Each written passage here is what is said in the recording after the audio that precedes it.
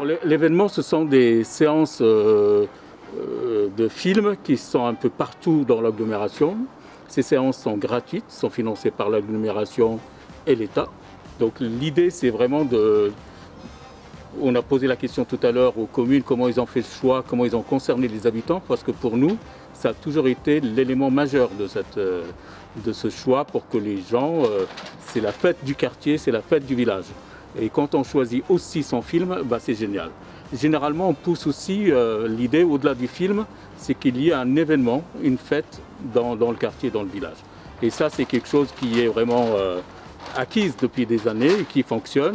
Parfois, ça permet à certains jeunes aussi de monter des chantiers, de participer à l'action, d'être dans une fête intergénérationnelle. C'est une année exceptionnelle puisqu'on a eu le Covid et du coup, ce confinement nous a amené à se poser la question s'il fallait l'organiser cet été ou pas.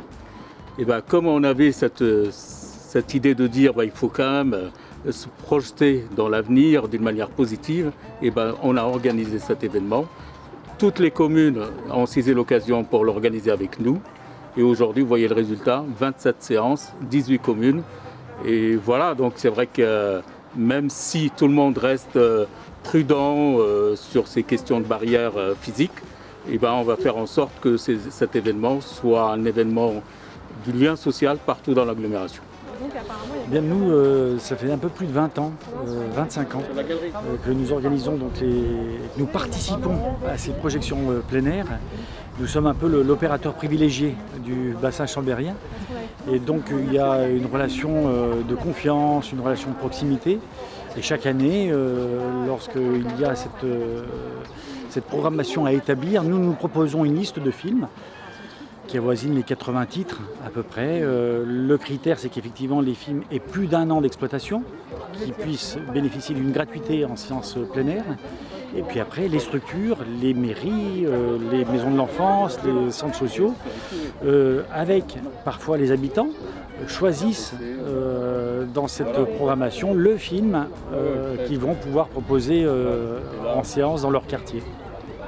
Alors bien entendu, celles et ceux qui vont choisir les films pourront puiser dans cette proposition de 80, mais s'il y a une thématique qui les intéresse par rapport à une animation ou tout simplement une envie d'un film particulier, ça reste ouvert. Donc après, à nous de voir si le film a encore des droits, chercher les ayants droit et puis trouver le distributeur qui permettra effectivement cette négociation de programmation. Mais la proposition ne fiche pas du tout le choix. Donc ça reste un choix et une programmation ouverte. Donc c'est un pari réussi. En tout cas, aujourd'hui, vous avez bien vu toutes ces personnes qui étaient bien présentes, qui sont motivées, positives pour l'avenir. Donc c'est vrai que ça génère de l'espoir. Comme il le disait tout à l'heure Patrice, celui de l'Astrée, c'est que ça encourage certainement les gens à aller revoir des films.